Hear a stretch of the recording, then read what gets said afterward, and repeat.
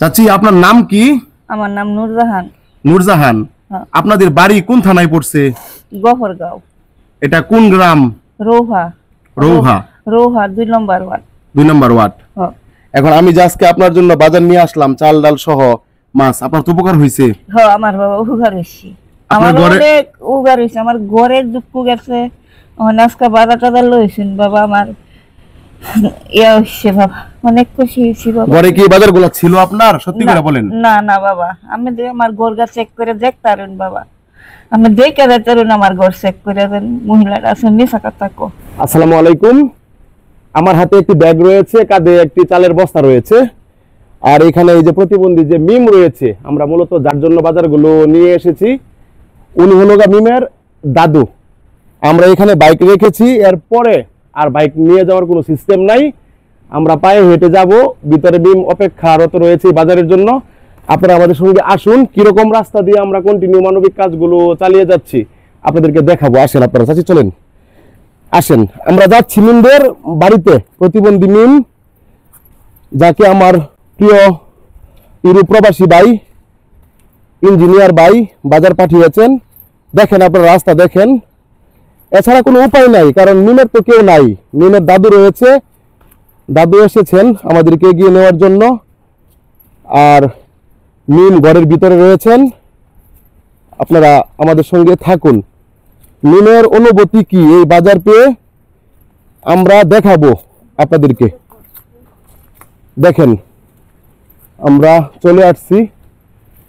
আর এখানে আরেকটা বিষয় আপনাদেরকে বলে রাখি, এই যে ঘর আপনারা দেখতে পাচ্ছেন, এই ঘর কিন্তু আমি করে দিয়েছি আমার একজন প্রিয় ভাইয়ের টাকাই। চাচি, মিম কোথায় আছে? তো মিমকে নিয়ে আসেন, ডেকে নিয়ে আসেন। আপনারা দেখতে পাচ্ছেন মিম ঘর থেকে বের হচ্ছে। আগে কিন্তু সে অনেক কষ্ট করে ঘর থেকে বের হতো, আপনারা তার ভিডিও আগে অনেকেই দেখেছেন। এই ঘর আমার একজন প্রিয় ভাই করে দিয়েছেন, তাদের ঘর ছিল না।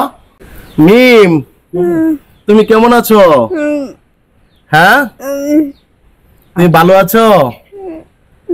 আমি তোমাকে দেখতে আসলাম, তুমি খুশি না?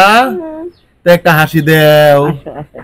হ্যাঁ, একটা হাসি দেও।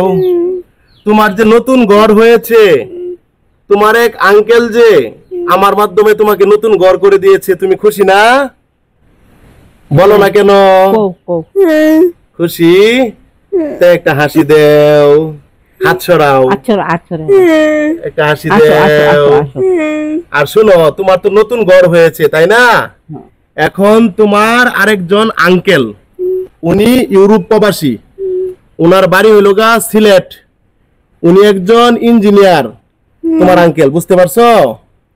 তোমার আঙ্কেল তোমার জন্য অনেকগুলো বাজার পাঠিয়েছে। এই যে এগুলো বাজার দেখতে পাচ্ছ না, এগুলো সব তোমার।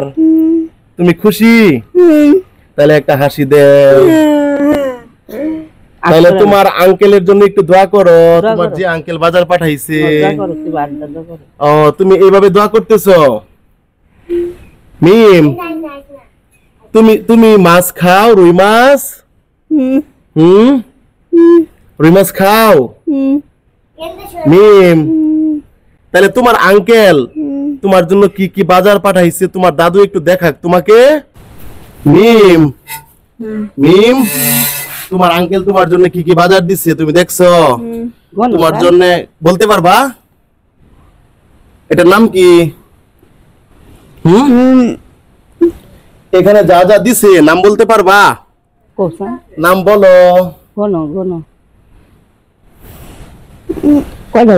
এখানে আইটেম কয়টা? হ্যাঁ, মিম,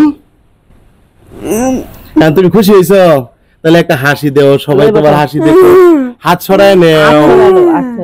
হ্যাঁ, হাত সরায় একটা হাসি দেও। তুমি খুশি? তোমার আঙ্কেল তোমার জন্য একটা বড় মাছ পাঠাইছে। হ্যাঁ মিম, এই যে দেখো তোমার আঙ্কেল তোমার জন্য কত বড় মাছ দিছে।